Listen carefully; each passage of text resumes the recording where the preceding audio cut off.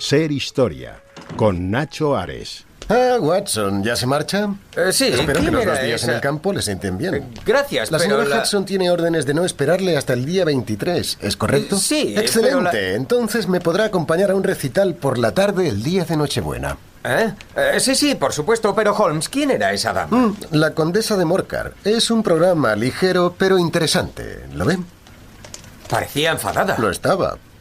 ¿Es una cliente? No. Ah, eso sin duda explica su enfado. Lady Morcar no ha conseguido atraer mi interés. El suyo es un caso aburrido e insignificante. Además, prefiero que nada me moleste durante las Navidades. Compraré 2 entradas.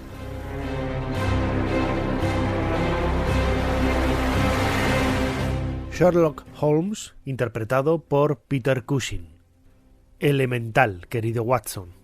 Es quizá otro de esos grandes mitos de la historia de la literatura. Sherlock Holmes nunca dijo esa frase, pero desde luego es un personaje icónico en el pensamiento, en el entretenimiento también de comienzos del siglo XX y sobre todo la extensión que ha tenido hasta nuestros días.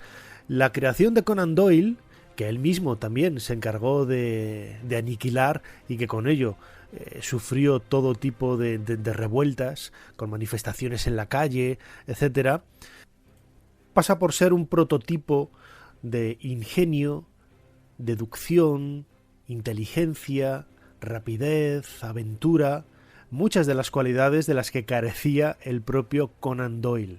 Y quizá ese contraste entre la creación y el autor es lo que ha convertido a Sherlock Holmes y su ayudante, el increíble Watson, en algo realmente maravilloso para la historia de la literatura. Él va a ser el protagonista de nuestro cronovisor, junto con Jesús Callejo.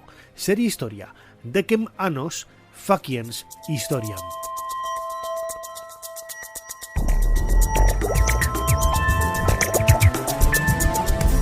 Bienvenidos a Ser Historia. La figura de Sherlock Holmes es, me atrevería a decir, uno de los iconos del siglo XX, que todavía hoy sigue coleando en pleno siglo XXI. A él, como digo, vamos a dedicar el cronovisor de Ser Historia, pero habrá mucho más. Vamos a viajar a la Alemania del Tercer Reich para conocer su historia más oscura y también hoy parece que tenemos un programa oscuro. Nos adentraremos en esa historia oculta de la música. También José María Sadia, nuestro compañero en el Código Románico, nos va a llevar a disfrutar de una de las joyas pictóricas del románico en Huesca. 90 minutos repletos de historia. Como siempre, soy Nacho Ares y les doy de nuevo la bienvenida a Ser Historia. ¡Comenzamos! Sigue a Ser Historia en las redes sociales. En Twitter, @SerHistoria. En Facebook, Ser Historia. En YouTube, Ser Historia. Y en Instagram, Ser Historia. Jesús Callejo, bienvenido una semana más a Ser Historia. ¿Qué tal, Nacho? Pues un placer, una semana más. Pues me voy a poner los auriculares porque estaba pensando, aquí falta algo. Claro, Pues es eso, que no me escucho. Ahora me escucho. Muy bien. Ya tengo los auriculares. Que antes de hablar del tema que vamos a abordar esta semana, hemos recibido una carta. Nos escribe Milagros desde Valladolid. Ella es de Torrelavega y dice que le gustó mucho el programa de Torrelavega, pero leo directamente. Pero reconozco que me sentí frustrada al no oír ningún comentario ni ninguna anécdota sobre el deporte cántabro por excelencia, el bolo palma. ¿Tú lo conocías? De nombre. No sé cómo se practica, pero sí. Esto es como lo de las peleas también canarias y cosas de estas. O sea, sí, hay deportes típicos y muy autóctonos, pero vamos, no tocaba. No tocaba esta vez. Era un programa de historia. Es cierto que a veces hemos hecho menciones a deportes y tal, pero claro. Bueno, Milagros, tomamos nota y te invitamos, como vives en Valladolid, a que nos acompañes el próximo día 26 de marzo, que es jueves, que haremos el programa desde el Museo Nacional de Escultura. Así que ahí podremos saludarnos. Pero hicimos mención a las marzas de Torrelavega, que es una tradición típica, muy genuina de estas fechas. Así que algo tocamos de Torrelavega. Desde luego, hay tantísimas cosas, tantísima historia en Torrelavega que es imposible en 90 minutos abordarlas todas. Pero bueno, en cualquier caso, elemental, querido Jesús. Ay. El programa de hoy va un poco en esa línea, ¿no? Va en esa línea, sí. Puede resultar un poco chocante, ¿no? A priori, que en un programa de historia hablemos de un personaje de ficción. Pero no hablamos de deportes, pero hablamos de ficción. Claro. Bueno, ya sabes un poco que nos gusta también un poco romper cánones, romper normas, y a veces pues un Sherlock Holmes, que es verdad que es un personaje literario por excelencia de Arthur Conan Doyle, está basado en un personaje histórico. O sea, que te quiero decir que todo tiene un poco su fundamento y el por qué lo vamos a traer a este cronovisor. Hombre, solo por el hecho ya de ser Sherlock Holmes merece cualquier monográfico que le queramos hacer. De hecho, tiene algo que es un mérito que ningún otro personaje de ficción ha tenido a lo largo de la historia. Ha sido miembro honorífico de la Real Academia de Química en el 2002. Le dieron su medallita. Agárrate. Fíjate, sí, ¿por qué? Por la cantidad de química, en fin, de procesos que se diluyen y se dirimen en muchas de esas novelas y los relatos, donde él sabes que conoce perfectamente la proporción y la composición de los venenos para determinar quién es el asesino. Bueno, pues esta Real Academia de Química, en 2002, le dieron la medallita que fue colocada en la estatua que está enfrente de la estación de Baker Street. Así que ningún otro personaje de ficción ha tenido tal distinción. Pero también es verdad, Nacho, que este personaje de ficción le creó bastantes problemas y quebraderos de cabeza a Conan Doyle. Conan Doyle, el creador. Ocurre él que... era médico, me imagino que de ahí también su conocimiento de química, evidentemente, claro. Además, bueno, Conan Doyle, que también es para un cronovisor, toda su vida es una vida de aventuras. Practicó prácticamente todos los deportes. O sea, fíjate que ahora tú que has comentado un poco lo de los deportes ahí en Torrelavega. El bolo de palma seguro que no lo hizo. No, eso no. Pero, fíjate, si quieres un poco te hago una lista de todos los deportes que practicó. Alguno de ellos lo hace Sherlock Holmes. Él era, por ejemplo, muy aficionado al boxeo, al cricket, al billar, al automovilismo, al fútbol, a la aeronáutica, al esquí alpino. De hecho, es el que introduce el esquí alpino en Suiza, que por entonces no se llevaba. También el golf y tantos.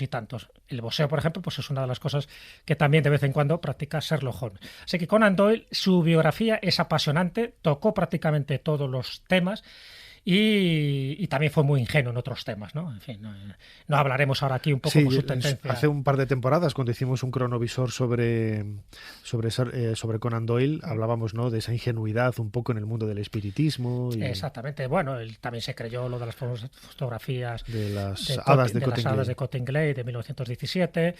Y es verdad, y eso lo reconocen, por ejemplo, en su autobiografía, que recomiendo, además está publicada en castellano, que se llama Memorias y Aventuras, donde él dice que 36 años de su vida la dedicó al ocultismo y al espiritismo. Él era muy amigo, entre otros, por ejemplo, de Harry Houdini.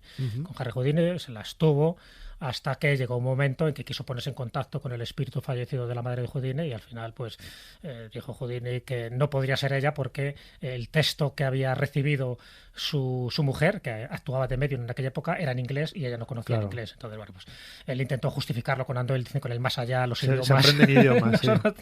Pero hasta ese momento es verdad que Houdini y Conan Doyle tenían una relación muy estrecha porque a los dos les interesaba algo que también nos interesa a nosotros y me imagino que a la multitud de oyentes, que hay más allá, es decir, hay vida más allá de la muerte física, realmente podemos ponernos en contacto con los espíritus.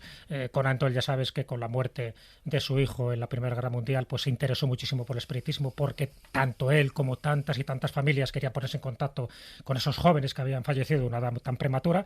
Y bueno, pues es verdad que dentro de la deducción, del método deductivo que tiene Sherlock Holmes, él, en su vida privada, Conan Doyle me refiero, era bastante crédulo. Entonces es verdad que combinó muchísimas de esos aspectos. Por una parte, estaba necesitado de creer pues en una realidad paralela, en ese mundo invisible de los duendes, de las hadas, de los espíritus, pero por otra parte aplicaba un método siempre muy racional, muy deductivo, que lo utilizaba en su personaje. Y su personaje, por cierto, da mucho juego porque es un personaje que ha trascendido la literatura, donde se han hecho muchísimos clubs, por ejemplo, donde se desarrollan esos relatos, los porrelatos que se han hecho posteriormente después de la muerte de Conan Doyle y sobre todo, pues toda una especie de liturgia que hay alrededor de este gran hombre y de su acompañante. No nos olvidemos también del Dr. Watson. Y yo creo que sería bueno pues indagar qué hay detrás, claro que sí, quién era el personaje o los personajes en los que se inspiró Conan Doyle para crear pues uno de esos personajes que al final, ya digo, le quedan quebraderos de cabeza, pues un poco lo que le pasó también con Don Juan Tenorio y a Zorrilla. Zorrilla al final renegó de Don Juan Tenorio porque todo el mundo le hablaba y lo mismo le pasa a Conan Doyle. Pero en la calle donde él vivía, al final, ¿sabes qué? Se lo dieron a la casa de Conan Doyle cuando él murió. Muy bien, Jesús, pues como siempre tenemos aquí el teclado de nuestro cronovisor para intentar conocer algo más de la vida de Sherlock Holmes. ¿Cuál es la fecha que nos propones esta semana? Nos vamos al 21 de diciembre de 1893.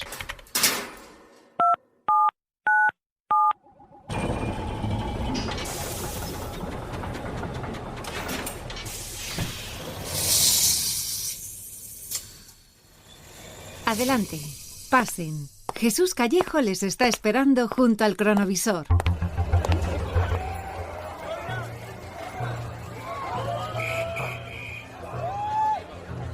Jesús, menuda manifa hay aquí, ¿no? Disturbios, casi, bueno, no es una muchedumbre muy grande, pero se les ve muy animosos, ¿no? Protestando. ¿Qué piden? ¿Qué están aquí? Se les ve, bueno, mira, estamos en Londres, estamos en la redacción del Strand Magazine, que es la revista mensual donde Conan Doyle y otros, muchos escritores están publicando sus historias, y Conan Doyle, pues, publica desde hace tiempo sus relatos cortos. Ya sabes que él tiene 4 novelas largas, ¿no?, que le dedica a Sherlock Holmes, y tiene también muchísimos relatos breves.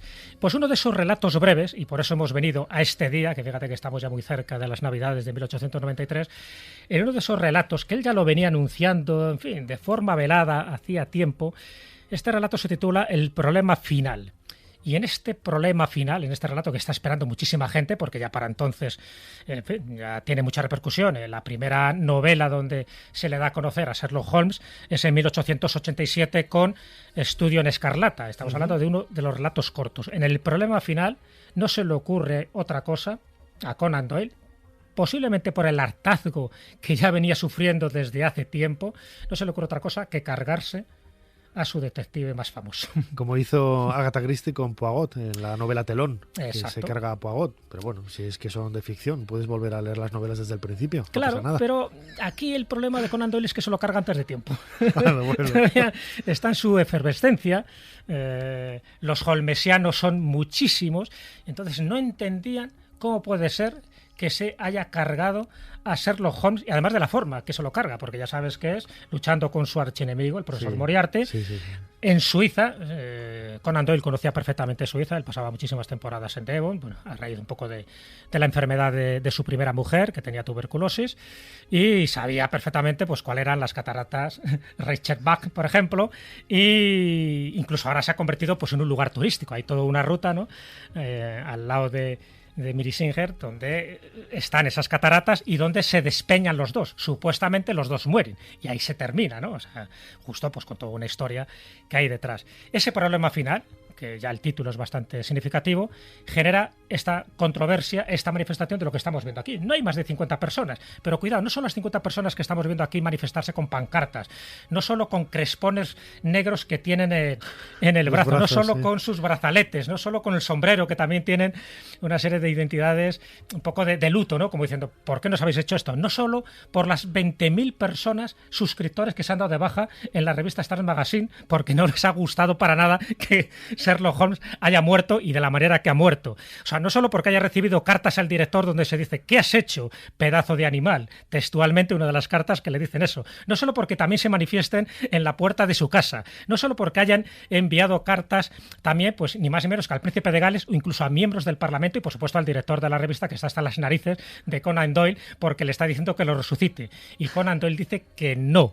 Pero 20.000 suscriptores que se han dado de baja son muchos suscriptores. Es mucho dinero. Claro, y mucho dinero. Entonces, bueno, pues todo esto es lo que ha hecho que hayamos venido, yo creo que a un momento clave, que es esta pequeña manifestación, pero ya te digo, no solo esta manifestación de gritos, de pancartas, sino la cantidad de cartas que se han recibido y que lo obligan, de una forma o de otra, a darle vida a Sherlock Holmes en poco tiempo. Y ahora veremos cómo intenta resucitarle. Desde que existe Sherlock Holmes, uno de los pasatiempos preferidos de la humanidad lectora es interpretar qué pasa en la mente del superbritánico superdetective. Se le han interpretado humores, intenciones y motivaciones. Se le han puesto y quitado vicios, maquillado y, entre comillas, perfeccionado. A Sherlock Holmes se le ha pensado tanto que hasta él mismo ha debido de llegar a pensar con el paso de los años que realmente se trataba de una persona real. Tanto se le ha pensado que es inevitable hacerse la pregunta: si no hubiera sido él, Sherlock Holmes, ¿habría habido otro personaje imaginario que hubiera cumplido sus funciones? Es decir, el Sherlock Holmes que todos llevamos dentro, ¿no hubiera pujado tarde o temprano por salir a la luz? La ventaja de ser un personaje de ficción es que cuando estás bien escrito, tienes algo de todas las personas que te leen.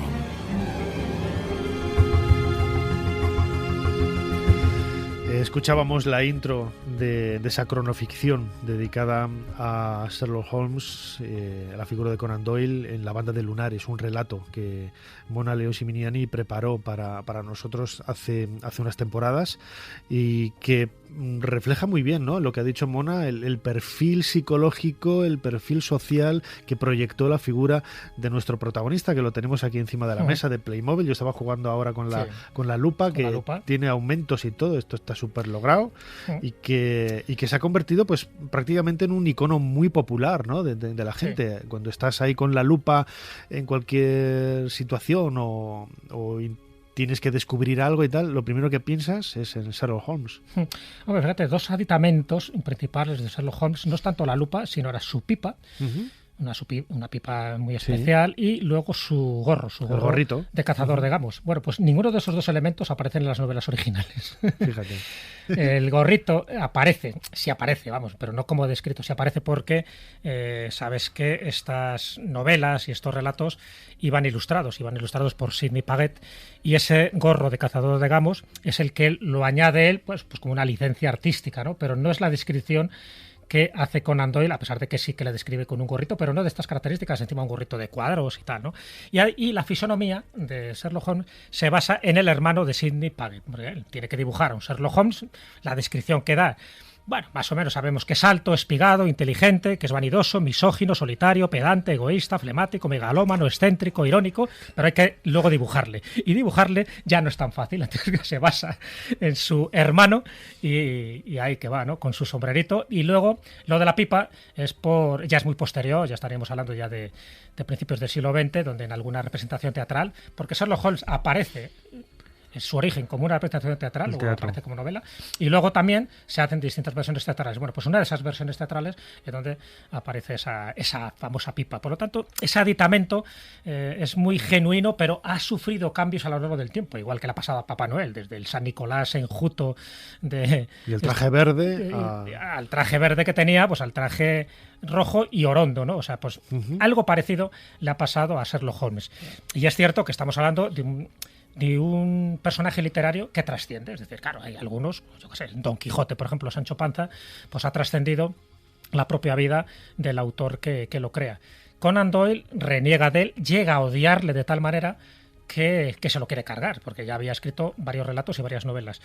Cuando hablamos de varios relatos, en total, al final, dentro de lo que es el canon holmeniano, como así se llama, ¿no?, o los escritos sagrados, fueron en total 4 novelas y 56 relatos cortos. Todavía le faltaban unos cuantos relatos cortos, pero claro, ¿qué es lo que hace la editorial? En este caso, la revista Trans Magazine, que por cierto es donde también publica con el tiempo sus artículos periodísticos en defensa del espiritismo y sus artículos periodísticos en defensa de la legitimidad y la verosimilitud de las hadas de Cottingley. Bueno, pues lo que hace es que le hacen una oferta que prácticamente no puede rechazar. Suben mucho más su contratación, su contrato, el que tuviera, pues le dan muchísimas más libras para que él no pueda decir que no. Y efectivamente, al final tiene que pasar por el aro y escribe. ¿Qué escribe? Fíjate, aquí hay una pequeña como discusión, vamos a llamarla literaria, porque hay gente que dice que la primera novela en la que aparece Sherlock Holmes después de haber sido despeñado por las cataratas de Reichenbach es El perro de los Baskerville, efectivamente, que es de 1901. Pero la cronología es muy anterior a la época en la que ocurren los sucesos cuando se pelea con el profesor Moriarty. Por lo tanto, ahí no habla de la resurrección, sencillamente le hace una especie de artificio literario y dice, bueno, yo le meto aquí en Los perros de los Baskerville, pero no cuento para nada cómo le he vuelto otra vez a la vida. Es una cosa anterior a el incidente que le ocurre en Suiza. Aquí no ha pasado nada. Claro, no ha pasado nada. Entonces hay que esperar a un relato posterior de 1903 y es donde publica La casa deshabitada, que en algunas traducciones la ponen como La casa vacía. Bueno, pues en La casa deshabitada, que luego forma parte de la antología del regreso de Sherlock Holmes, ahí es donde él explica cómo volvió a la vida, y claro, ¿cómo volvió a la vida? Pues que al final se agarró a la roca, él no muere, pero sí estuvo durante un tiempo a la espera de resucitar. Entonces él lo justifica con Conan Doyle como lo hace. Pero es muy gracioso, ¿no?, todo esto, porque tal como lo hace él, es lo que ha hecho que se especulara muchísimo qué pasó durante esos años, que son 3 años, donde Sherlock Holmes no aparece. Años literarios, me refiero, no tanto los años físicos en los que vuelve a escribir un relato en el que aparece. Entonces, esos años ficticios donde él desaparece en Suiza y vuelve a aparecer en la casa deshabitada, pues hubo gente que especuló. Dice, pues ya está, pues es que hizo un pacto con el doctor Moriarty y por lo tanto no murieron ninguno de los dos, o bien que tuvo una desintoxicación de cocaína porque le daba la cocaína con el doctor Freud, bueno, o bien que se casó en secreto y por lo tanto ahora cuando vuelva pues aparecerá de la forma mejor. Es lo que se llama el gran hiato. Todo ese periodo que Holmes desaparece entre 1891 y 1894 es ese gran hiato, como así se llama, ya sabes lo que te he dicho. Hay toda una liturgia alrededor de las novelas y de los relatos de Sherlock Holmes. Es alucinante cómo un personaje puede generar ese tipo de comportamientos. Lo hemos visto en la manifestación, que vale, eran 50 personas, pero hoy hubieran ido vestidos de Sherlock Holmes, ¿no? O sea, con esos disfraces, esos trajes, claro. Igual que van los de Star Wars, la Guerra de las Galaxias y otras cosas, ¿no? El mundo friki. Pero es tan llamativo que un personaje haya cruzado la frontera. Eso sí que se llama, es absolutamente cobrar vida, ¿no? Porque ha cruzado la frontera de la literalidad, de la creación y está en nuestro plano, lo podemos tocar, lo podemos vivir con él. Sí.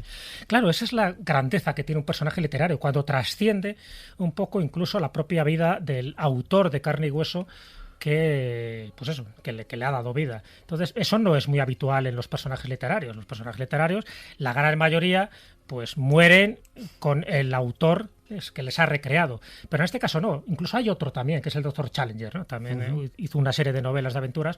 El Dr. Challenger también tiene muchísimo protagonismo y que también está basado en un personaje real. Y aquí es donde yo creo que viene lo interesante, porque dices, a ver, para tener tanta personalidad, para que Sherlock Holmes, además de lo que hemos dicho, que era vanidoso y, en fin, un bicho raro en general. Políticamente incorrecto para lo que diríamos hoy. Sí. Se disfrazaba muchísimo, lo cual eso también le daba Mortadelo. Un toque, claro, sí, es cierto. ¿Dónde crees tú que Mortadelo coge sus disfraces? Sherlock Holmes ya se disfrazaba de plomero, de viejo marino, de borracho, de mujer ciega, de cura, de vendedor cojo de libros usados y de tantas y tantas cosas. Eso le da mucho engranaje, ¿no?, a cualquier relato. Y además había mucho más alrededor, porque sabes que los relatos no los escribe Sherlock Holmes en primera persona, los escribe el doctor Watson, que bueno, como va analizando las pesquisas, las indagaciones y las deducciones, pues él va notando cosillas, incluso se le atribuye a Sherlock Holmes una monografía totalmente ficticia, que es la de 180 variedades de ceniza en los distintos tabacos, que fui analizando uno por uno, porque luego no dejan de ser pruebas del crimen para saber quién es el autor verdadero. Entonces, bueno, pues se especuló muchísimo sobre quién estaba detrás de Sherlock Holmes, incluso también del doctor Watson. Y hay que leer Memorias y Aventuras, esta autobiografía que publicó en 1924, para saber quién está detrás. ¿Por qué se deshizo de Sherlock Holmes? Las historias reflejaban su propia vida más de lo que creemos, y puede que le preocupara estar revelando demasiado. El personaje de Sherlock Holmes se apoderó de la vida de Conan Doyle, y eso le irritaba tanto que decidió que podía acabar con su personaje y lo mató. Se ha sugerido más de una vez que las contradicciones de las historias estaban ahí a propósito y que eran una especie de código que llevaba algún tipo de revelación.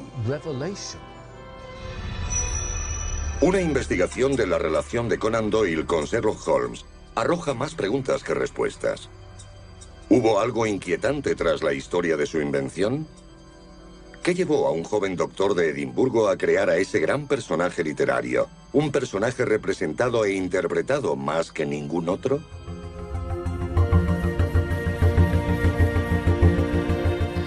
Escuchábamos un fragmento de un documental de televisión de Canal Historia, El hombre que mató a Sherlock Holmes, hablando precisamente del misterio que rodea, ¿no?, a la figura de este detective. Estaba pensando yo ahora, Jesús, fíjate que hay otro, bueno, no es un detective, ¿no?, pero es un hombre de acción vinculado también a esas cosas como es el agente 007, James Bond, pero Ian Fleming, yo creo que no lo conoce ni Blas, ¿eh?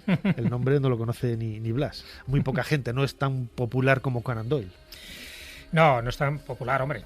Evidentemente, también me has citado uno muy mediático, claro, pero por el hecho de que hay muchas películas. Cuando tú haces una película y haces series de televisión, pues ni te cuento. Pero mucha gente se cree que el primer detective dentro del mundo de la literatura es Sherlock Holmes. Y el primero, además, en él se inspira Conan Doyle, es Auguste Dupin. Auguste Dupin es el detective que crea ni más ni menos que Edgar Allan Poe. Edgar Allan Poe, él sabes que hizo varios relatos. El primero de ellos es Los crímenes de la calle Morgue. Hablamos del año 1841 y entonces utiliza los mismos métodos deductivos. Es decir, un personaje donde, según las pistas, según las pruebas que va detectando, pues va analizando. Bueno, pues ese sería, por decirlo así, el primer detective que creado por Edgar Allan Poe. Incluso ha habido más, ¿no? El de Monsieur Lecoq, por ejemplo, el que crea Émile Gaboriau, pues sería otro, pero es menos conocido. Esos ya son para eruditos y especialistas en la materia. La gran ventaja que tiene Sherlock Holmes es eso, que trasciende las latitudes escocesas, trasciende las latitudes británicas y llega a todo el mundo porque se empieza a traducir de una forma casi inmediata. ¿Quién estaba detrás? Aquí está la clave, ¿no? Yo me leí estas memorias porque me interesaba, yo ya había oído, ¿no?, distintas teorías. Algunos iban diciendo que se parecía a este, al otro, al de más allá. No, hay que ir directamente a Arthur Conan Doyle, y él te lo dice claramente. Y ese sería Joseph Bell. Joseph Bell, que es un precursor de la medicina forense. Joseph Bell le tuvo Conan Doyle como maestro, como profesor. Él estudió, evidentemente, en Edimburgo, y en aquel momento Joseph Bell era cirujano y profesor de la Enfermería Real de la Universidad de Edimburgo, donde le enseñaba medicina. No solo a él, también a alumnos de aquella época fueron muy reconocidos posteriormente y en el mundo de la literatura. Uno era Robert Louis Stevenson, el de la Isla del Tesoro y tantas obras, y el otro James Barrie, de Peter Pan. O sea, los dos también fueron alumnos de Joseph Bell. Y Joseph Bell, pues, era el que daba un vistazo al paciente y automáticamente sabía su carácter, por su vestimenta sabía de dónde procedía y muchas veces hasta sus costumbres. Entonces, claro, muchos pacientes se quedaban asombrados, ya no solo que supiera qué enfermedad tenía, sino de dónde procedía, si había estado casado, divorciado, si tenía hijos o no tenía hijos, cosas de estas. Y eso le llamó mucho la atención, no solo a Conan Doyle, sino a todos los alumnos que compartieron clases con Joseph Bell. Le describe de una manera muy específica para que veas cómo se parece luego a la descripción de Sherlock Holmes. Joseph Bell es descrito como enjuto, nervudo, moreno, de rostro afilado y nariz poderosa, con ojos grises penetrantes, voz aguda y disonante, etc. Es decir, que ya estás viendo, además, también alto, alargado, flacucho, etc. Está claro que era él. ¿Y el doctor Watson? ¿Quién era? Bueno, pues el doctor Watson, James Watson, sería el doctor Patrick Watson, que era el asistente del propio Joseph Bell en el hospital. Entonces no se comió tampoco mucho el coco, ¿no?, diciendo a ver a quién busco. Vio que eran dos personajes que representaban muy bien el prototipo literario de lo que él quería crear. Entonces Joseph Bell sería Sherlock Holmes y el doctor Watson sería Patrick Watson. Por cierto, hay una serie muy conocida en televisión, que además se emitió por la cadena Fox, que es House. Bueno, pues House, todas las características que tiene House estarían clavadas de Joseph Bell. O sea que cuando lo ves, porque Joseph Bell también era como muy arisco en el trato, o sea, deducía muy bien, pero cuidadito, o sea, te pegaba unos cortes que te dejaba tieso, ¿no? Y era además el más listo de prácticamente todos los profesores, todos los cirujanos que había en aquel momento, por eso trascendió su fama. Entonces, bueno, pues el doctor House, según dicen, estaría inspirado. Y el doctor Wilson, que es un compañero de House, estaría inspirado en este doctor Watson, que sería el mismo que se inspiró Conan Doyle para el Partener. O sea, que para que veas que todo está relacionado. En el fondo hay personajes históricos, como el caso de Joseph Bell, que gracias a que hacen un personaje literario de él, ahora podemos hablar, porque si no, a lo mejor dentro del mundo de la medicina sí será muy conocido, por eso, porque fue un antecesor de todo lo que era la práctica forense. Pero ¿quién hablaría de Joseph Bell si no es porque está detrás ni más ni menos que del gran personaje literario? Fíjate que lo comentábamos ahora, ¿no? Conan Doyle está, podríamos decir que a la sombra de Sherlock Holmes, con la idea, ¿no? También que ha trascendido. Incluso la literatura ha hecho sombra al cine, porque mira que se han hecho películas con Peter Cushing, con otros actores haciendo de Sherlock Holmes en los años 60 y 70, y ninguna de ellas ha tenido el empaque que tienen las novelas, ¿no? Aquí el papel ha seguido triunfando por encima de todo, y quizá también por esa personalidad que tenía Conan Doyle, lo comentábamos antes ahí al principio, ¿no? Uno de los aspectos más llamativos era su apego al mundo del espiritismo, y el momento en el que nació el personaje, en el último tercio del siglo XIX, pues esa idea, ¿no? De la posible conexión con el más allá, con el mundo de los muertos, pues eso también tiene algo que ver con el mundo de la obra de Conan Doyle, y sobre todo pues, con la figura de Sherlock Holmes. Con el estallido de la Guerra Mundial, la vida personal de Conan Doyle cambiaría trágicamente, y por eso volvió a recurrir al movimiento espiritual. Supongo que el interés de Conan Doyle por el espiritismo no floreció realmente hasta después de la Gran Guerra, cuando mataron a su hijo Kingsley y a su hermano Ince. Se volvió espiritista porque después de la Primera Guerra Mundial era muy consciente de la gente que había muerto porque incluía a su hijo y a su hermano. Viajó mucho debido al espiritismo. Fue a Australia y Estados Unidos para dar conferencias. Podía escribir una historia, conseguir dinero por ella y después invertirlo en lo que él consideraba que era su propósito en la vida, extender el mensaje del espiritismo.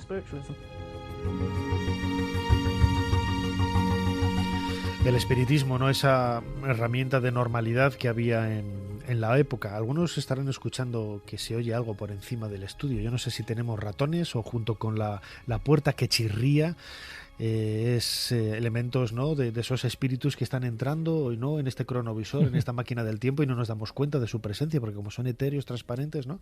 Pero algo de todo ello, ¿no? Cautivaba también a Sherlock Holmes y a su autor, a Conan Doyle. Hombre, claro, está claro que cuando tú escribes un personaje literario siempre hay algo de ti. En este caso de Conan Doyle, lo que pasa es que Conan Doyle, como era tan polifacético, le gustaba tantas materias y tantas actividades, pues no deja de ser un pequeño trasunto, ¿no? Aparte también, ya te digo que el profesor Challenger también tiene lo suyo, ¿no? En el caso de Houdini, es cierto que en aquella época cuando le conocen, tienen una buena amistad, por ejemplo, alrededor de los años 1920, y Houdini está empeñado pues, en desmontar, ¿no? Todos los trucos casi de feria y de barraca que hacían algunos magos jugando o coqueteando con el espiritismo, con el más allá. Entonces él los desmontaba diciendo que, bueno, que los ectoplasmas eran tales y que las mesas giratorias no eran tales y tal. Y en aquel momento también Conan Doyle estaba convencido del espiritismo. Hasta escribió un libro que se llama La Nueva Revelación, donde él pues apostaba directamente por esa comunicación porque él lo había comprobado por sí mismo. Bueno, pues su segunda esposa, la primera muere de tuberculosis, su segunda esposa es medio. Entonces invita un día a Harry Houdini a su casa para que vea una sesión de mediunidad, sabiendo que Conan Doyle no le va a engañar, que no va a haber ahí artificios, ni trucos, ni cables, ni hilos, ni cosas parecidas. Houdini va allí y es cuando pues, se pone en contacto con la madre de Houdini y ocurre lo que ocurre, ¿no? Que al ser la transcripción en inglés, pues él despotrica diciendo que no puede ser esto verdad porque ya la madre solo sabía una especie de dialecto del húngaro, entonces era imposible porque ella nunca practicó ni habló el inglés. A partir de ahí se enrareció la relación entre ellos dos. Por supuesto, Conan Doyle siguió convencido de que esas comunicaciones eran reales. Incluso él creía, lo manifiesta en algunas cartas, que le decía al propio Harry Houdini que él tenía poderes para hacer todo lo que hacía. O sea, claro, los trucos de escapismo o de magia que hacía, decía, no son habilidades que tienes, sino que son poderes, lo que pasa es que no lo quieres reconocer. Y claro, Houdini doblado de la risa, ¿no? Sí, es verdad, es verdad. Sí, es que era tan espectacular lo de Houdini que Conan Doyle, que ya había visto cosas muy raras, pero también era muy crédulo, no lo olvidemos, lo cual no deja de ser llamativo, ¿no? Pero es llamativo, ¿no? Lo que dices, crea un personaje absolutamente racional, absolutamente metódico, absolutamente sistemático, y él es incapaz de absorber lo que está proyectando sobre el personaje. ¿Cómo se puede ser tan crédulo, tan ingenuo, y luego a Sherlock Holmes no se la daba a nadie con queso? No, bueno, yo creo que era, claro, una cosa era su vida privada, su necesidad de creer. Y ¿No tendría un negro que le escribía todo? No, para que no, el tío era muy hábil para eso. No, es verdad, ha habido negros literarios a lo largo de la historia y se han reconocido. Alejandro Dumas tuvo más de 50 negros literarios, y totalmente sabido y reconocido, y eso que le valió unos cuantos pleitos. No, en el caso de Conan Doyle es verdad que tiene una capacidad tremenda de trabajo. Él, cuando pone su clínica de oftalmología en Londres, cuando se cambia a Londres con su mujer, pues pacientes tiene pocos y por eso tiene mucho tiempo para escribir, y sobre todo cuando ya empieza a ser muy popular. Es de los pocos autores que podía vivir de la literatura, es de los pocos autores que se convirtió en un bestseller, es de los pocos autores que cobraba derechos de autor, y es de los pocos autores que tuvo una repercusión mediática, como le pasó, por ejemplo, a Charles Dickens, ¿no? Que también él ejerció todas estas bondades de la literatura cobrando también derechos de autor en una época que no era habitual, donde tú cobrabas una pequeña cantidad con independencia de lo que se vendiera o no se vendiera. Entonces, en este caso es verdad que Conan Doyle hizo muchísimo por la literatura, fue muy crédulo, como en este tipo de cosas, con Houdini, en fin, estuvo y las mantuvo, pero también es verdad que los méritos son mayores que los deméritos, es decir, él intentó, pues eso, trascender muchísimas de esas realidades que eran visibles. Incluso investigó una casa embrujada, ¿no?, en Charmouth, en Dorchester, y él mismo reconoció que había cosas que no podía entender. Entonces, bueno, pues el trasunto racional sería Sherlock Holmes, el trasunto más empírico, más imaginativo y más onírico a veces, pues era el propio Conan Doyle, que en sus memorias, que recomiendo encarecidamente, pues desgrana multitud de detalles. Incluso estuvo en 3 guerras distintas, y yo creo que pocas personas como él pueden evidenciar y pueden justificar pues una experiencia tan larga, tan apasionante, tan completa, tan polifacética como pudo ser Conan Doyle. Y Sherlock Holmes era solo un pequeño pedazo de su personalidad, pero un pequeño pedazo que casi le hace sombra. Elemental, querido Jesús Callejo. Que nunca lo dijo en ninguna obra literaria. Efectivamente, es otro de esos arquetipos que han quedado como una etiqueta, como lo comentábamos el otro día, creo que era contigo, ¿no? Lo del globo en La Vuelta al Mundo en 80 días. No aparece ni un globo. No, solo aparecen 5 semanas en globo, pero no en La Vuelta al Mundo en 80 días. En la peli sí, así que no hagáis como yo cuando era pequeño, que me ponía a leer, y de ahora cuando llega el capítulo del globo, y no aparece el capítulo del globo por ninguna parte. Te cogiste un globo. Totalmente. Muy bien, Jesús Callejo, crononauta, muchísimas gracias una semana más por habernos ayudado a hacer un poquito más de historia, en esta ocasión de un personaje apasionante, Sherlock Holmes, Elemental. Un placer, Nacho, hasta la próxima semana.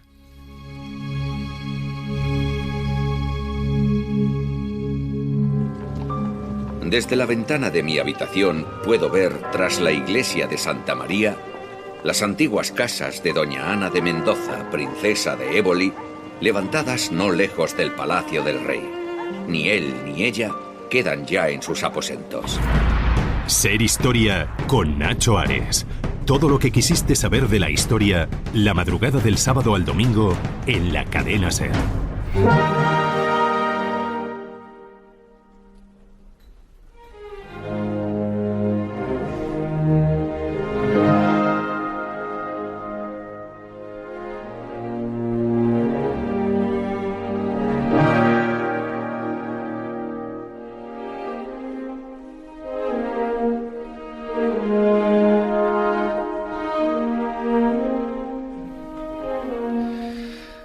Comenzamos este nuevo bloque de Ser Historia y lo hacemos escuchando el comienzo de La Flauta Mágica, una obra de Mozart, quizá una de las más recordadas en la historia de la música, no solamente por la autoría de quien es la partitura, Mozart, sino también por lo que conlleva, ¿no?, alrededor de esta maravillosa ópera, y que nos retrotrae en el tiempo a una época en donde la historia de Europa, la sociedad y sobre todo los protagonistas que hay alrededor de esta obra, bueno, pues marcan un poco el devenir de los acontecimientos, no solamente de las notas musicales, sino de la vida secreta, la vida más privada de muchos de ellos, ¿no? ¿Quién no ha oído alguna vez que la flauta mágica es casi un himno a la masonería y está repleta, mejor dicho, de símbolos ocultos a través de las páginas de esta partitura?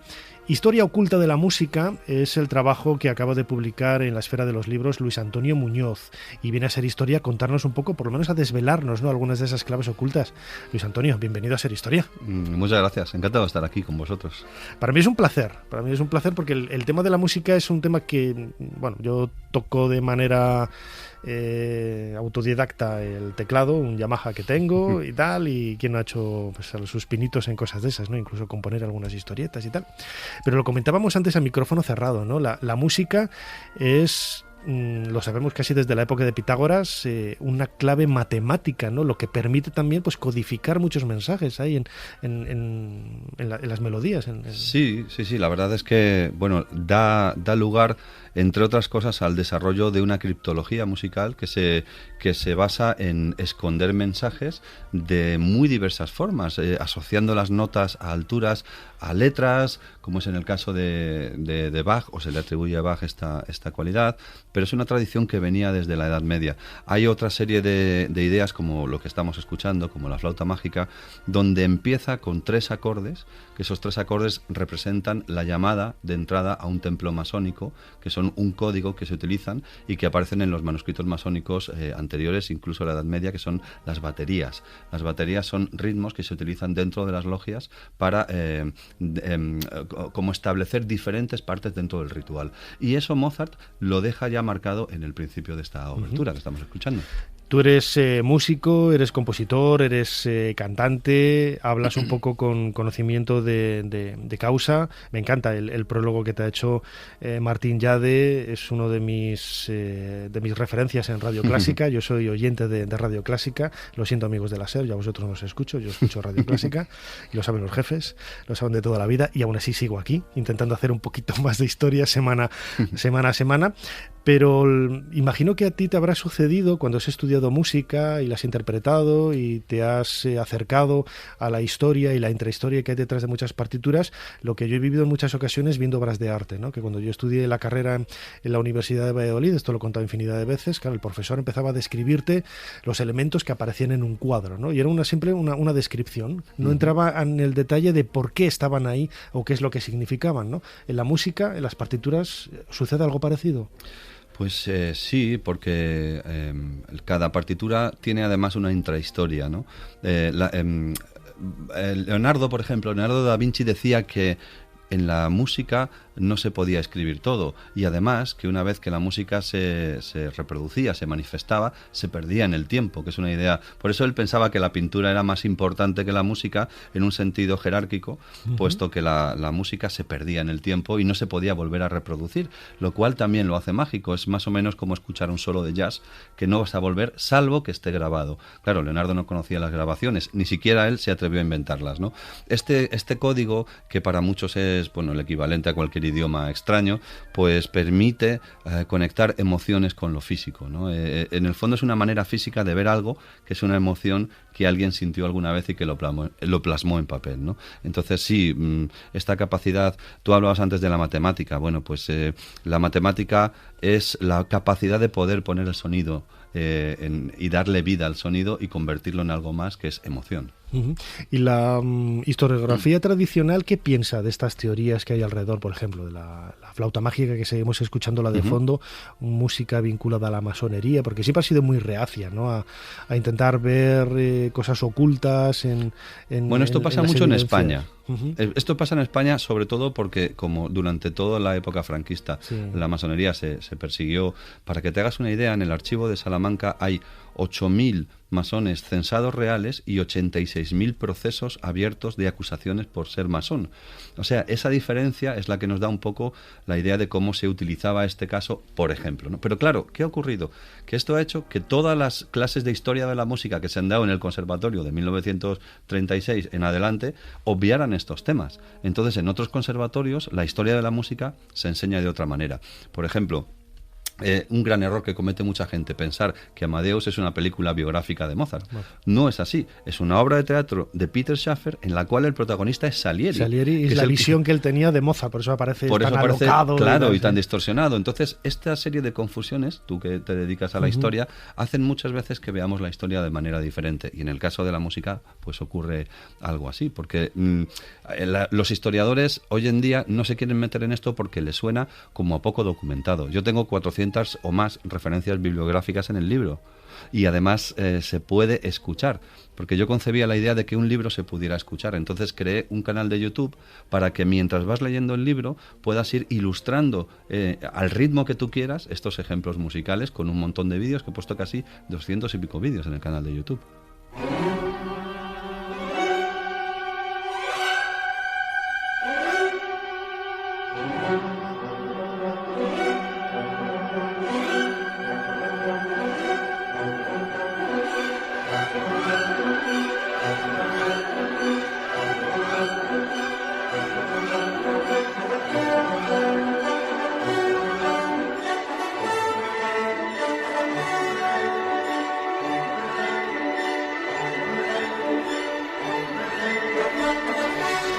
Escuchamos la cabalgata de las Valquirias de Wagner. Es otra de esas referencias cuando hablamos de historia de la música, en este caso Historia oculta de la música, que es el título del libro de nuestro invitado Luis Antonio Muñoz. Luis, el hecho de... Me estaba acordando ahora de la frase de Woody Allen, ¿no?, que decía que escuchando esta música te dan ganas de invadir Polonia, ¿no? Sí. Lo decía él, que es judío. Es una broma y un poco en este sentido. Esta música es realmente, pues, no voy a decir apocalíptica, ¿no? Quizás por lo que conllevó después, sí, ¿no? Pero está vinculada, pues, a momentos gloriosos, y eso quizá una de las maneras que ha tenido la historia de hacerse con músicas como banda sonora, ¿no? Uh-huh. Es decir, sí, está vinculado a guerras, a hechos catastróficos, es una música hermosísima, pero cuando la escuchamos quizá nos retrotrae un poco a todo eso, ¿no? El nazismo, etcétera. Uh-huh. Bueno, el caso de Wagner es muy curioso, hablo de él en el libro también. Hitler, cuando está en Viena, intenta entrar 2 veces en la Academia de Bellas Artes y no le dejan entrar, porque él quería ser pintor. Sí. Entonces, una de las cosas que hacía era asistir a representaciones de ópera con un amigo suyo, que se llamaba Reinhold Hanisch, y que, bueno, pues en una de esas óperas, que se llama Rienzi, es una de las menos conocidas de Wagner, es cuando su amigo le describe como diciendo que él se iluminó, y dice literalmente, en aquel momento empezó todo. Fíjate, Rienzi es la historia de un tribuno romano que se rebela contra su pueblo.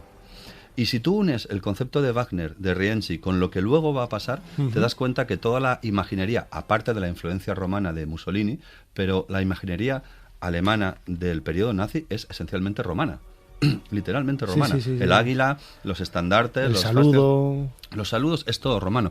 Entonces, un poco mi hipótesis plantea que realmente Hitler cambió gracias a la música de Wagner. En ese sentido, recibió esa iluminación. Él tenía el proyecto de escribir una ópera uh-huh, al estilo wagneriano, con un amigo suyo músico, que se llamaría Wieland el Forjador.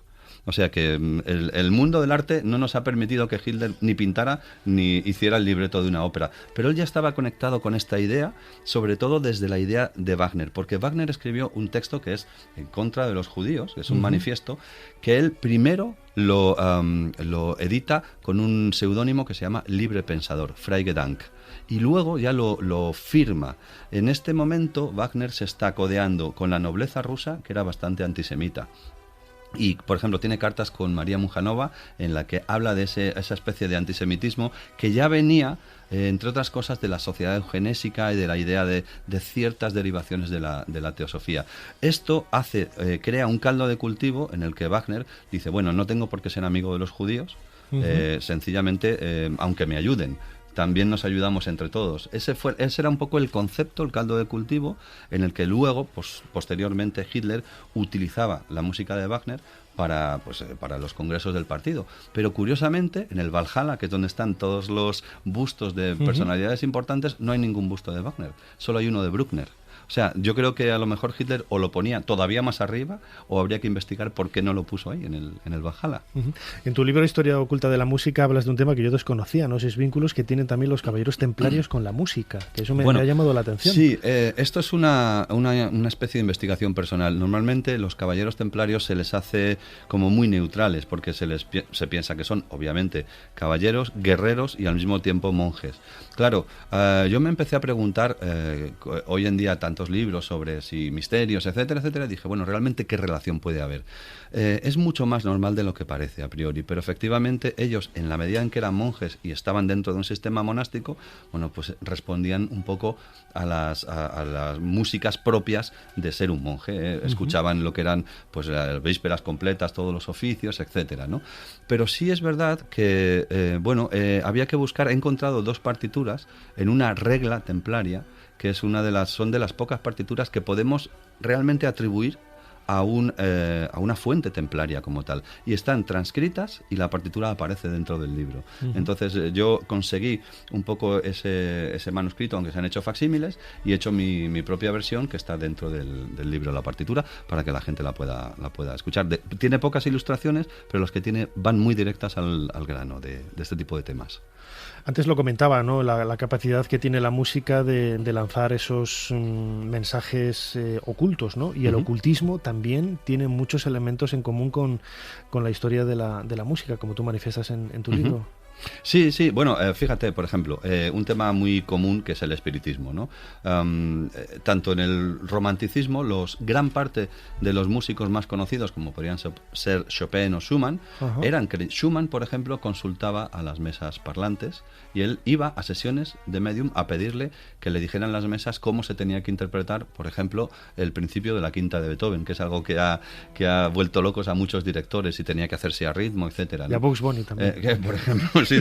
Bueno, pues este tema está tratado, dentro del libro aparece toda la documentación alusiva al respecto, cuáles son las cartas o los documentos que hablan. Por ejemplo, hay un periodo que es el periodo final de la vida de Schumann, donde hoy en día se sabe que tenía una enfermedad mental, pero él intentó suicidarse, pero en la última etapa de su vida él decía que los fantasmas, los ángeles, los demonios le dictaban música, incluso música de Mendelssohn que le era dictada por espíritus. Y entonces la última obra de Schumann se llama Las variaciones fantasma, Geistervariationen, que está fuera de su catálogo. Es una obra muy interesante también para escuchar. Y esto nos lleva, por ejemplo, al fenómeno de Rosemary Brown, que era una medium que en los años 60 afirmaba que los espíritus de grandes compositores, como podían ser Beethoven, Mozart, Schumann, etcétera, pasaban a través de ella, canalizaban música a través de ella, y ella lo que hacía era escribirla bien al dictado o bien tocando en el momento. Esta mujer aparece en programas de televisión de la BBC hacia 1970. Uno que era muy conocido, que era el programa de Kreskin.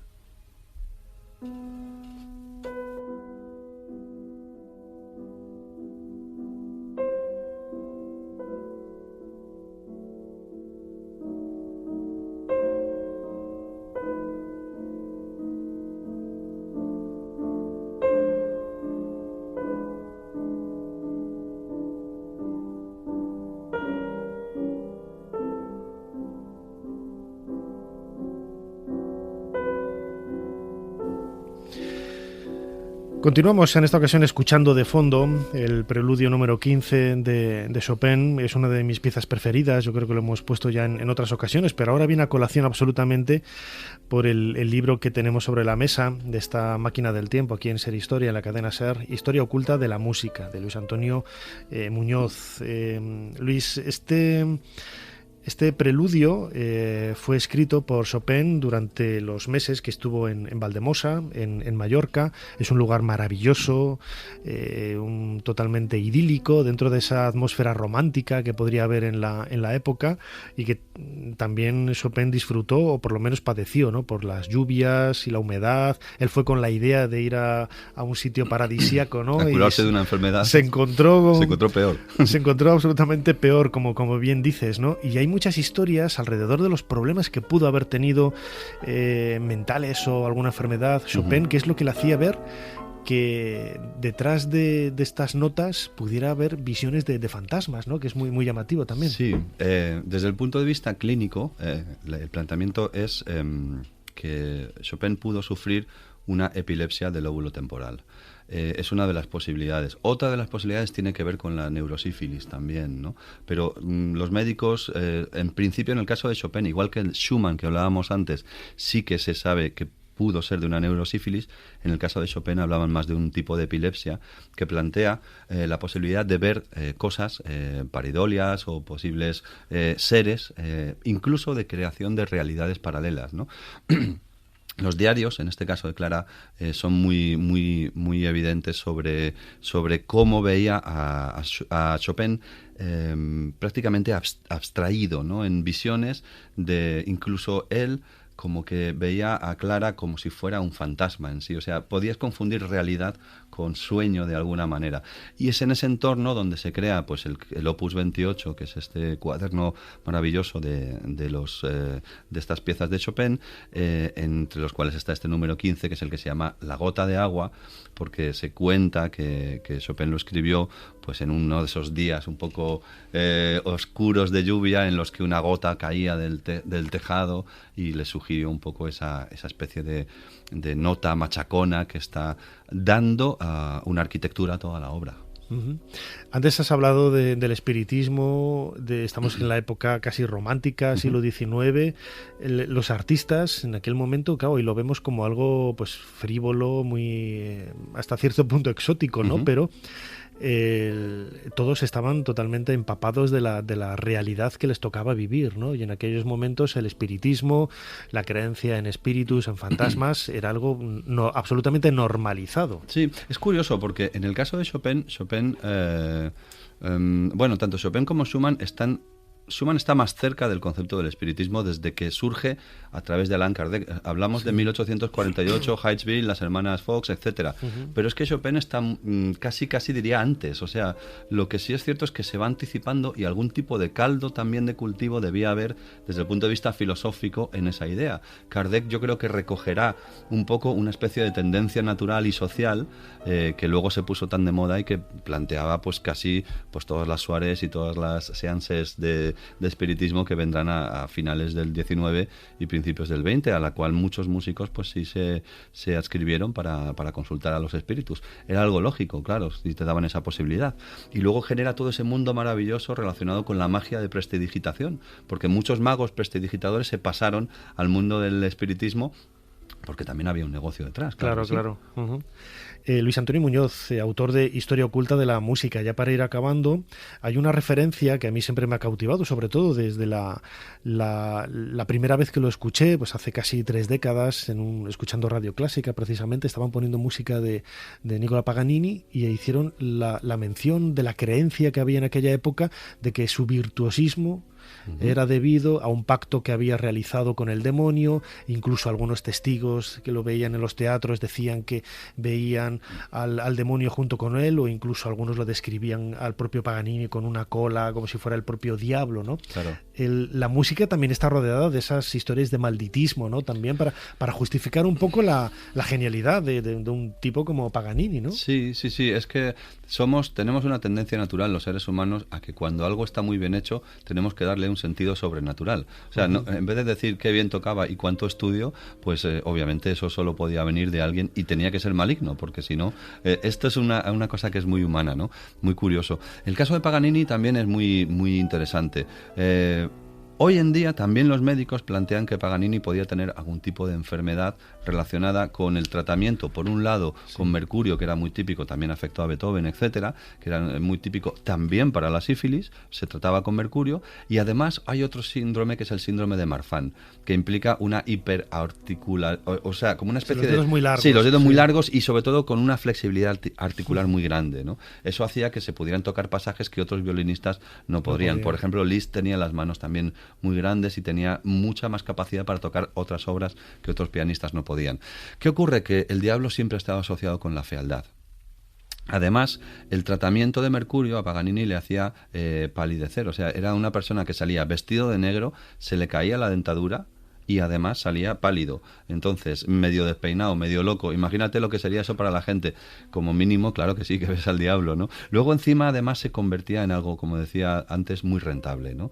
Porque todo aquello que implicara ese morbo hacía que fuera más gente a escuchar conciertos, ¿no? Hay anécdotas muy divertidas. Una de Liszt, que haciendo una gira, que era muy famoso, tipo Rolling Stone, pero en su época, llegó un día a un concierto y no había nadie, o 3 personas, ¿no? Entonces se los llevó al hotel y les invitó a champán y a ostras en el hotel. Y al día siguiente el lugar del concierto estaba lleno. Claro, hay que hacerlo así. Claro. Así, nada de poner el vino español, ¿no? No, hay no. que ponerlo, o sea, te lo llevas al hotel y les das sí. un recital privado en la habitación de tu hotel con tu piano, y entonces al día siguiente se llenó, claro. Maravillosa la historia oculta de la música, que es el título del libro de nuestro invitado Luis Antonio Muñoz, y todas esas anécdotas y curiosidades que van, lo que decías ahora, Luis, que muchas veces cuando no sabemos o no queremos entender la virtuosidad de un autor como el genio de Paganini u otros tantos que ha habido a lo largo de la historia de la música, siempre les hemos metido el dedo en el ojo, ¿no? Tiene que haber una causa de fuera. Sí, desde luego, y sobre todo una causa sobrenatural y negativa, si es diabólica, pues mucho mejor. Pues mejor. Muy bien, Luis Antonio Muñoz, músico, te seguiremos escuchando en esa sinfonía de la mañana con Martín Yade todos los lunes en Radio Clásica. Muchísimas gracias una vez más por habernos ayudado. Gracias a vosotros, a hacer un poquito más de historia. Ha sido un placer y bueno, pues gracias por hacer que la gente disfrute de la historia.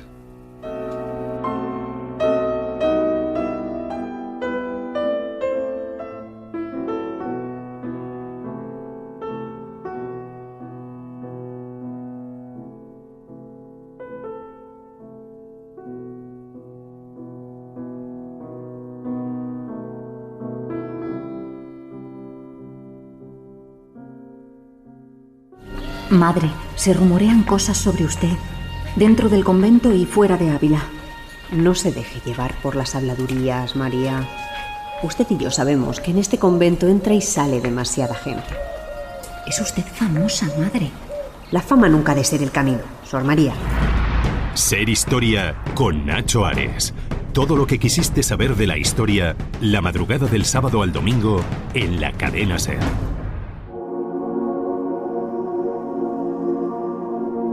El Código Románico.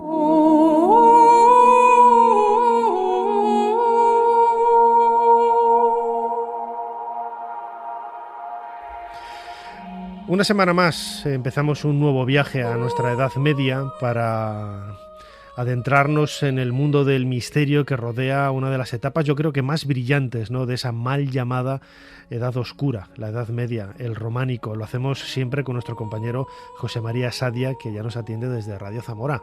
José María, bienvenido una vez más a Ser Historia. Hola, ¿qué tal, Nacho? En esta ocasión nos propones hablar de un lugar que yo tuve la oportunidad de conocer el año pasado en el Museo Diocesano de Jaca, cuando hicimos el programa desde San Juan de la Peña, ahí en Huesca. Es la Sala Baués, una joya de finales del siglo XI que conmueve y sobrecoge a todo aquel que se enfrenta a la calidad de sus pinturas. Y que tiene una historia detrás tremenda. Para que nos entendamos, Nacho, a ver si comprendemos rápido la situación. La Sala Baués es al Museo Diocesano de Jaca algo así como la Sala de Tutankamón al Museo Egipcio. Que acabas de visitar y lo conoces bien, por eso lo dices. De ahí la comparación. Y es porque es una sala emblemática y porque el Museo Diocesano de Jaca arrancó a principios del siglo XX, pero no fue hasta los años 60 cuando subió un peldaño, subió un escalón gracias a la historia que vamos a contar hoy, que arranca pues en el final del siglo XI, como tú decías, Nacho. Uh-huh. Además es llamativo, ¿no? Porque las pinturas están ahí enmarcadas en la nave de una iglesia reconstruida con una serie de bancos y todo, y dentro del museo, como digo, y puedes disfrutarla pues prácticamente como si estuvieras en la propia iglesia. Y lo llamativo de todo es que cubren pues las cuatro paredes, ¿no?, y el ábside de la iglesia. Eso es, esa es la principal característica. Como decía, a finales del siglo XI una serie de pintores, de maestros, llegaron del sur de Francia hasta Jaca, a la zona de Jaca, que se había convertido prácticamente en la puerta de entrada de ese segundo románico que entró en nuestra península. Y en la iglesia de San Julián y Santa Basilisa se propusieron decorar los muros al completo con una especie de cómic que contara la historia bíblica desde la creación hasta la pasión, muerte, resurrección y ascensión de Jesús. Y lo que hicieron fue lo que tú decías, Nacho, ocupar todos los muros y utilizar el ábside para reflejar la ascensión de Jesús a su lugar divino. De tal manera que los fieles podían leer de izquierda a derecha y de arriba a abajo las diferentes viñetas de ese cómic que, lejos de ser algo oscuro, era todo lo contrario. Era un conjunto de colores vivísimos que se habían conservado prácticamente hasta nuestros días, pero como hemos visto en otros códigos románicos, en el siglo XX llegó la época en la que muchas de esas pinturas, incluida la de San Julián y Santa Basilisa de Bagüés, en la provincia de Zaragoza, estuvieron a punto de perderse. Yo lo tenía aquí anotado precisamente por eso. Uno de los aspectos que me llamaron la atención fue que prácticamente estaba la vida entera de Jesús como si fueran viñetas de un tebeo, de un cómic, algunos aspectos también del Antiguo Testamento, ¿no? Pero desde el punto de vista didáctico, la gente que fuera allí pues vería de una manera muy clara, ¿no? Hay algunas que están un poco más altas y parece son más inaccesibles, pero las figuras son tan grandes que yo creo que la temática, y me puedo imaginar, ¿no? Hay al sacerdote, al párroco mostrando la historia del Nazareno, pues casi como si fuera una proyección de diapositivas, ¿no? Aquí y allá, aquí esta escena y tal y cual, ¿no? Sí, era una forma de adoctrinar, aleccionar, una forma didáctica de trasladar el mensaje divino, sobre todo desde el punto de vista de ese Dios todopoderoso, ese Dios que todo lo veía y todo lo podía en una Edad Media gobernada de arriba abajo por la religión. Y como te decía, Nacho, en los años 60 se hizo una batida por las iglesias de la diócesis de Jaca. Se fueron descubriendo multitud de tesoros que se incorporaron al Museo Diocesano de Jaca, ubicado en la propia catedral, y en el 66 se dio con una auténtica joya, y es esa serie de pinturas que contaban la historia bíblica. Con la técnica del estrapo, los responsables de la diócesis decidieron trasladar a Barcelona esas pinturas, se restauraron allí en la ciudad condal durante 2 años y se llevaron a Jaca, donde se construyó una sala idéntica, una sala gemela a la iglesia de origen, donde se colocaron de nuevo las pinturas ya restauradas. Y desde entonces, en 1970, fue cuando se inauguró esa sala Bagüés. El Museo Diocesano de Jaca subió ese peldaño y se convirtió en uno de los ejemplos internacionales más importantes de la pintura románica. Hay los historiadores no les gusta hablar de los unicum, de esas obras que no tienen parangón. Y en el caso de Bagüés, yo hace escasas fechas pude hablar con Belén Luque, la directora del museo, y le preguntaba por esto mismo. Y ella me decía, hombre, no es un unicum en sentido estricto, porque seguro que hubo otras Biblias pintadas, otras Biblias de los pobres, pero sí en el sentido de que ninguna de ellas se ha conservado como la de Bagüés. Además el color, la conservación de las figuras, el estilo. Yo no sé si se ha podido conocer si hay un artista o varios, la escuela, si hay paralelos con otras iglesias que hayan conservado algunas figuras, pero imagino que adentrarse en la intrahistoria, ¿no?, protagonizada por esa obra de arte es maravillosa. Sí, sabes que en la Edad Media, y en esa etapa concretamente, había talleres, había maestros que se desplazaban por distintas áreas y que, bueno, se dieron en llamar maestros, y se buscaron obras semejantes como el maestro, como los maestros de Huesca, de Aragón y de Cataluña, pero en este caso no hay otras pinturas, otras imágenes que se hayan, digamos, creado o querido asociar a estas.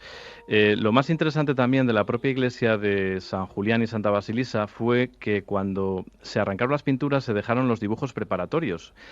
Fueron esas líneas que los propios dibujantes, los propios artistas pegaron a los muros para después colorearlas.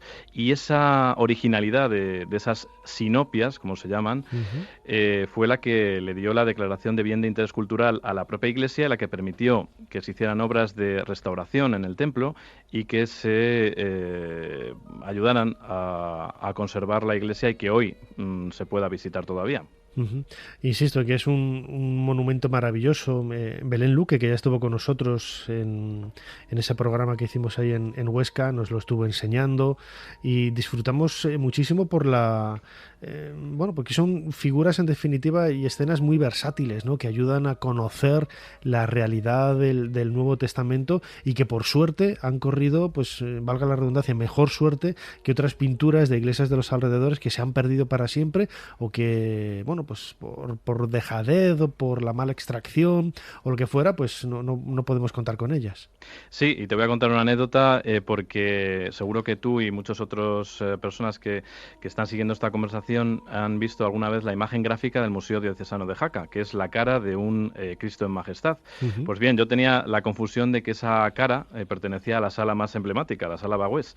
Investigando un poco para el libro que dentro de poco espero poder publicar, sobre arte románico, por supuesto, Nacho, pues pude saber que esa imagen, ese rostro, pertenecía a la iglesia de San Juan de Maltray, en la localidad zaragozana de Ruesta, y que no era la cara del Pantocrátor del Cristo en Majestad original, sino que se había encontrado entre los muros que se empezaban a caer, hoy no queda nada de esa iglesia, se empezaban a caer en el suelo. Es decir, que el maestro de Ruesta lo que hizo fue, seguramente, crear una segunda cara para el Cristo en Majestad del ábside, porque seguramente, decíamos, esto es una hipótesis, no estaba contento con la primera que había hecho.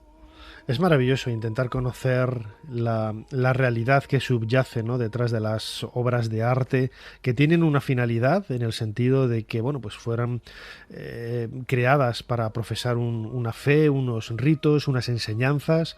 Se han estudiado también desde el punto de vista artístico, desde el punto de vista tipológico, algo más frío también, ¿no?, y más alejado quizá de la humanidad que hay en ellas, pero que todas en definitiva siguen teniendo esa historia tan maravillosa y que en unas semanas o en un poquito más de un mes podremos disfrutar aquí con este libro que vas a publicar, compañero José María Sadia, sobre estas claves del código románico, que es la sección que traemos contigo casi semana a semana. En esta ocasión hemos visitado la Sala Bagüés, unas pinturas maravillosas de finales del siglo XI que podemos ver en el Museo Diocesano de Jaca, y que recomendamos a todos los que nos están escuchando que vayan a verlo para disfrutar no solamente estas joyas de estas pinturas románicas, sino también el resto de joyas que conserva este maravilloso Museo Diocesano. José María Sadia, una semana más, muchísimas gracias por habernos ayudado a hacer un poquito más de historia. Gracias a vosotros. Cuando finalice esta emisión tienes más Ser Historia. Disfruta de nuestros podcasts cuando quieras en cadenaser.com. Y si nos sigues en la aplicación de la SER, estarás al día de novedades y publicaciones. Ser Historia, con Nacho Ares.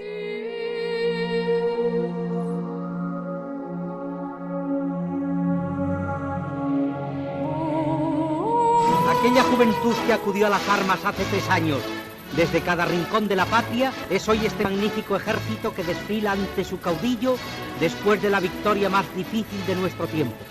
La voluntad de la juventud española, representada por un soldado joven, ha salvado a España. También ha salvado a Europa y Europa lo ha comprendido. Camaradas de otros países vinieron a nuestra patria a luchar al lado de nuestros hermanos. Muchos cayeron aquí para que fuera cierta la idea de cruzada que tuvo nuestra guerra. Regresan a su patria los camaradas de la Legión Cóndor después de haber cortado para su estandarte el perfumado laurel de las victorias sobre el más bello cielo de Europa. España les despide con toda gratitud y cordialidad.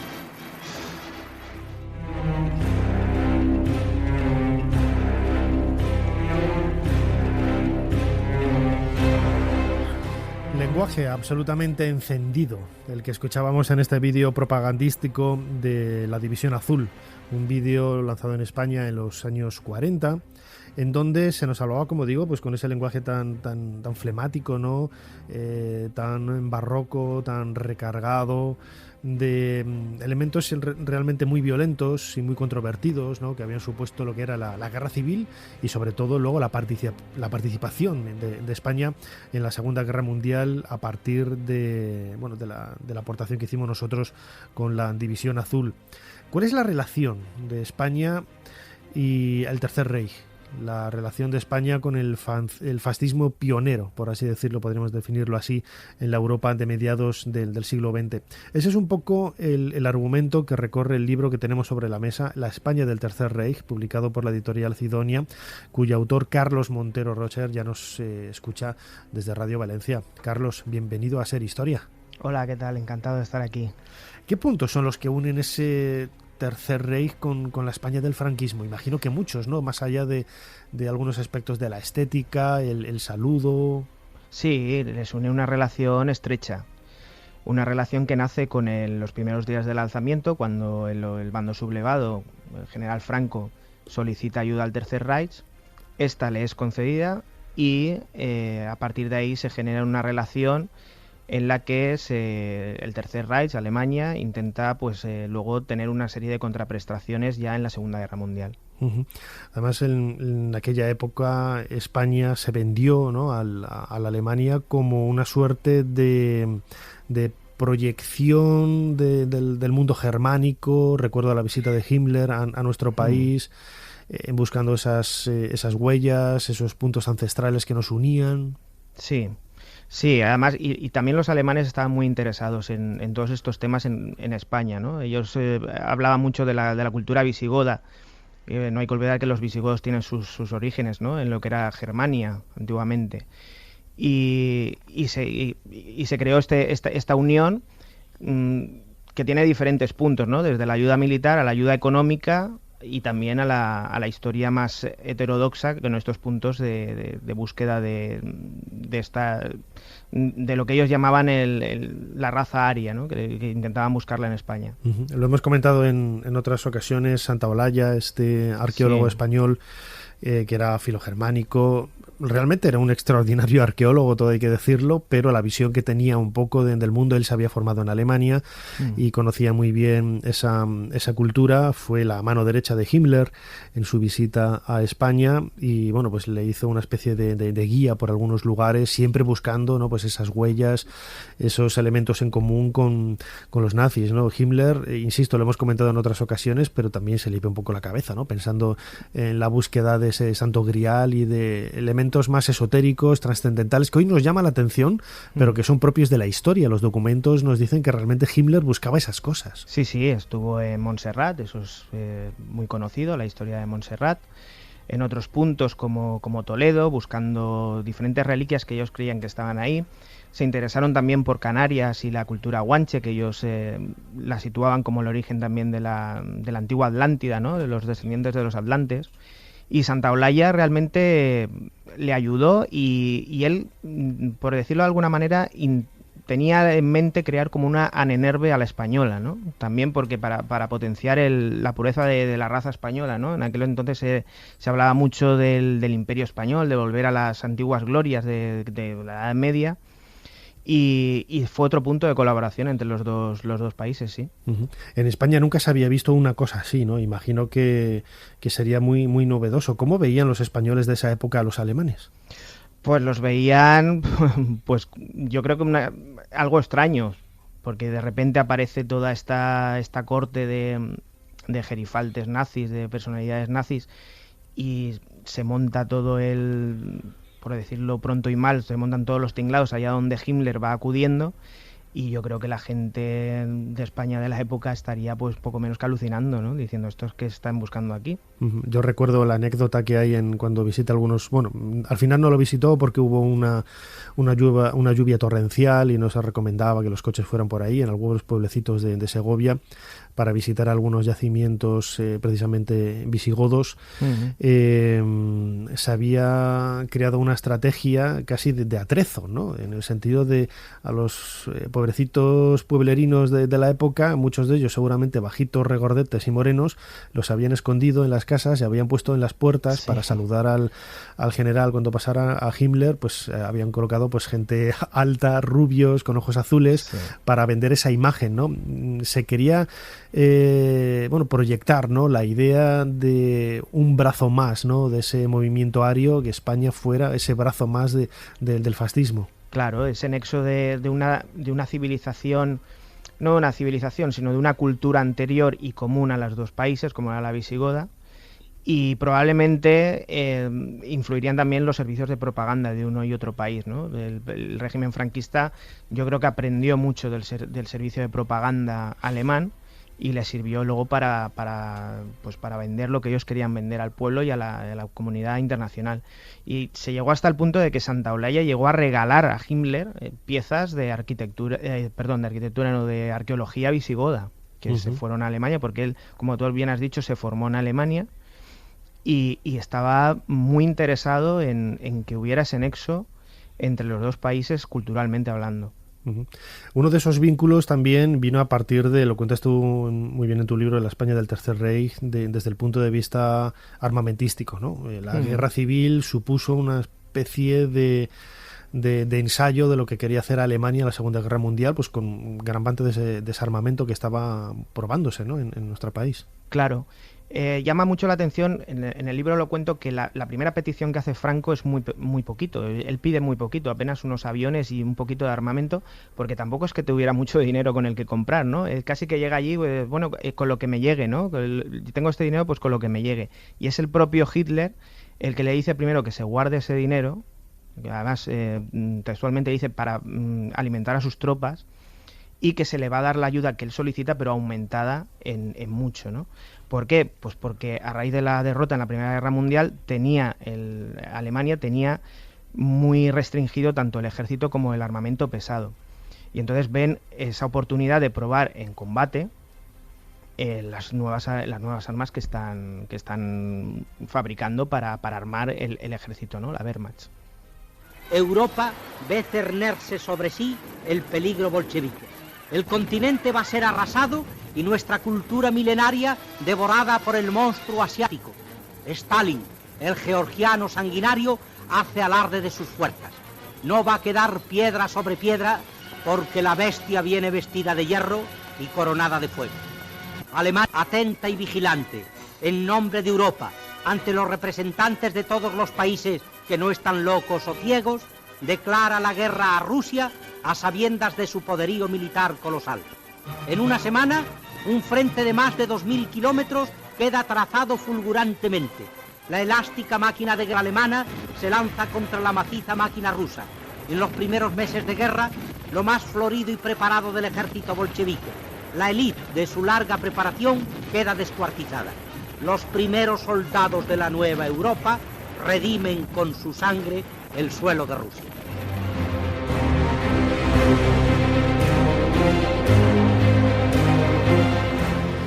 Todo un poeta, realmente, me decía ahora nuestro compañero José María Sendra, el guionista de estos textos, que yo no sé cuántas veces ha utilizado la palabra flor o florido, florista, es realmente increíble, ¿no? Como si fuera una nueva primavera. Estaban en una de las guerras más crueles de la historia, con todo lo que ello supuso. Sin embargo, se daba la vuelta a la tortilla. Carlos Montero, autor de este libro, La España del Tercer Reich, la presencia de la División Azul, de esa ayuda española en la Segunda Guerra Mundial al nazismo, viene dado un poco por lo que escuchábamos ahora, ¿no? Esa lucha a los comunistas, a todo lo bolchevique, a la izquierda más rancia también de la época. Todo ello se justificaba, ¿no? Para ensalzar un poco el alma de los jóvenes soldados, como decían, ¿no? Es que la lucha en Europa, en lo que era la Europa continental, era casi dos bloques, ¿no? El nacionalsocialismo de Alemania, apoyado por el fascismo italiano, contra lo que ellos llamaban los bolcheviques, ¿no? La Unión Soviética, el Ejército Rojo. Y fíjate que una de las razones por las que Hitler decide ayudar a Franco es la lucha contra el comunismo, pero no mirando a la Unión Soviética, sino mirando a Francia. Porque Francia en el 36 estaba gobernada por el Partido Comunista, con Léon Blum, y Alemania temía quedarse en medio de dos bloques comunistas, perdón.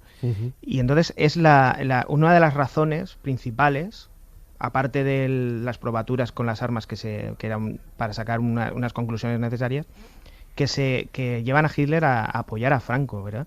Y de hecho la División Azul que hemos hablado ahora, en el libro está muy poco tocada, porque aquello fue más como un premio de consolación que se llevó Hitler, ¿no? Porque Hitler lo que realmente quería era que España, como bloque, al igual que Italia, hubiera entrado en la Segunda Guerra Mundial apoyando al Eje. Está el famoso encuentro, ¿no?, de Franco en Hendaya con Hitler. ¿De qué hablaron? Pues hablaron precisamente de eso, de entrar España en la Segunda Guerra Mundial. Pero aquí se da importancia también a la foto de Franco con Hitler y a ese encuentro que tuvieron en Hendaya, pero lo que realmente fue importante fue la conversación de von Ribbentrop con Serrano Suñer, los dos ministros de Exteriores tanto de Alemania como de España, que en un vagón paralelo ellos sí que hablaron de la posibilidad de que España entrara como potencia, como país, en la Segunda Guerra Mundial. Lo que pasa es que, como cuento en el libro, Serrano Suñer tenía una serie de pretensiones que Alemania no podía asumir. Carlos Montero, autor de este libro, La España del Tercer Reich, hay un hecho que seguramente muchos de los que nos están escuchando lo han pensado en alguna ocasión o surge ahora escuchándonos hablar de esta relación de España con la Alemania, la división azul luchando al lado de los alemanes contra la Unión Soviética, y luego el bando aliado, grosso modo, está liderado por las grandes potencias europeas, Estados Unidos y la Unión Soviética. Y luego es Estados Unidos quien ayuda a España. ¿Eso cómo se vendía en aquella época? Porque claro, en definitiva, quien ganó la Segunda Guerra Mundial no es así, pero ganaron también los bolcheviques, los rusos. Estados Unidos y Gran Bretaña, porque Churchill apoyó mucho después de la Segunda Guerra Mundial a que España no fuera invadida, porque Stalin quería invadir España. Esto está recogido en la conferencia de Potsdam. Y se debe a una serie de transacciones. Se dice puramente así, ¿no? Habían intereses comerciales con el petróleo que se estaba vendiendo a la España de Franco, y también había una serie de sobornos que se hizo sobre todo por parte del bando británico para comprar a ciertos generales de la cúpula franquista para evitar que España tomase partido en la Segunda Guerra Mundial. Y eso, digamos, que luego fue un poquito lo que le salvó, ¿no? Eso, y aparte de otras cosas que también se recogen en el libro, que son un poquito más oscuras. Siempre ha habido mucho oscurantismo, ¿no?, en esas relaciones. Los agentes secretos, los dobles agentes participaron y aportaron mucha información, como sucede en cualquier guerra, en cualquier conflicto, y lo vemos en la actualidad, donde no hemos llegado a una tercera guerra mundial desde el punto de vista bélico, pero sí que hay pues movimientos oscuros, como digo, entre espionaje contra espionaje de muchas potencias, precisamente por la tensión que hay entre ellas. Claro, y España además ya venía de la experiencia de la Primera Guerra Mundial, que fue también un nido de espías. La neutralidad o la no beligerancia del país, unido a que era la entrada al Mediterráneo, está ahí el Peñón de Gibraltar, que aunque era británico, pues también estaba dentro de la zona de la península, y eso se da un caldo de cultivo importante para que hubieran espías de uno y de otro bando, ¿no? Lo comentábamos antes a micrófono cerrado, uno de los aspectos también utilizados desde el punto de vista de la propaganda y que creaba lazos entre las diferentes potencias fascistas de la época, pues España, Alemania e Italia sobre todo, era el deporte, ¿no? Yo recuerdo ese partido en abril de 1942 entre Alemania y España, jugado en Berlín, que quedaron empatados, y el árbitro era italiano, no podía ser de otro sitio, ¿no? Y quedaron empatados, todos felices, todos contentos, pero bueno, un reflejo más, ¿no?, de cómo el deporte, escuchas además un poco pues en las referencias de televisivas de la época, del Nodo, etcétera, pues como el deporte marcaba un poco el devenir de los acontecimientos, como un proyector, ¿no?, más de esa propaganda falseada del fascismo. Claro. Y además en España, acuérdate que en el año 36 se hicieron las Olimpiadas Populares precisamente para boicotear los Juegos Olímpicos de Berlín, ¿no?, porque estaban ya en la órbita del nazismo. Y para muestra otro botón, Franco en la Eurocopa, creo que de 1960, en las semifinales tenía que enfrentarse España con la Unión Soviética, y se realizaba esa Eurocopa en Francia, y ante el miedo de perder contra los soviéticos ordenó que no se presentaran al partido y se dio el partido por perdido, ¿no? Es decir, también ocurría en el otro lado, ¿no? En el bloque soviético también se utilizaba el deporte, y a los deportistas en este caso se les veía como héroes a los que poder utilizar para este tipo de propagandas, ¿no? Y en muchos casos hubo incluso dramas, ¿no? Está el caso de Matthias Sindelar, que era un jugador austriaco que también murió en extrañas circunstancias por negarse a una vez anexionada Austria a la Alemania nazi, a negarse a jugar con la selección alemana, ¿no? Con la selección unificada de Alemania y Austria. Como siempre, el deporte manchado por la política sucedió hace más de medio siglo, hace 7 u 8 décadas, y lo sigue haciendo ahora en la actualidad, por desgracia. Bueno, es uno de los temas, ¿no?, que aborda también en parte esas conexiones que vemos entre la España del Tercer Reich, ¿no?, esos puntos en común que hay entre nuestro país y la Alemania nazi, que ya en la década de los 30 pues empezaba a florecer, por utilizar el término que escuchábamos antes en esos vídeos propagandísticos de la División Azul. Carlos Montero, autor de La España del Tercer Reich, publicado por Sidonia. Como siempre, muchísimas gracias por habernos ayudado a hacer un poquito más de historia. Pues muchísimas gracias a vosotros por invitarme y ha sido un placer.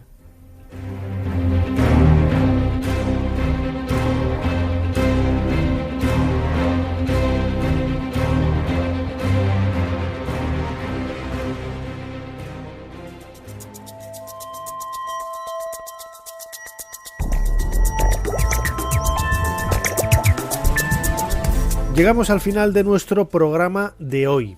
Ya estamos en el mes de marzo y recordamos, el día 14 estaremos en Roda de Isábena, otra joya del románico que ya abordamos junto con José María Sadia en su sección, el Código Románico, y también el 26 de marzo, que será jueves, estaremos en Valladolid, en el Museo Nacional de Escultura. Atentos a las redes sociales para conseguir vuestra invitación y asistir a la grabación del programa. Fermín Agustí ha estado en la producción de este programa, Ser Historia, Ana Caballero controlando las redes sociales y José María Sendra a los mandos de esta máquina del tiempo. Delante del micrófono, vuestro humilde servidor Nacho Ares. Hasta la semana que viene.